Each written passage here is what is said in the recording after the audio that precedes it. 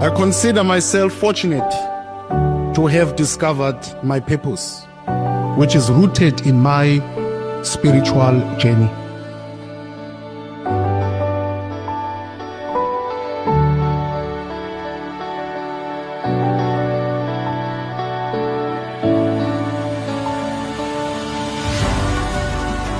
Our work is driven not by the pursuit of accolades, but by deep-seated commitment to fulfilling our life's purposes.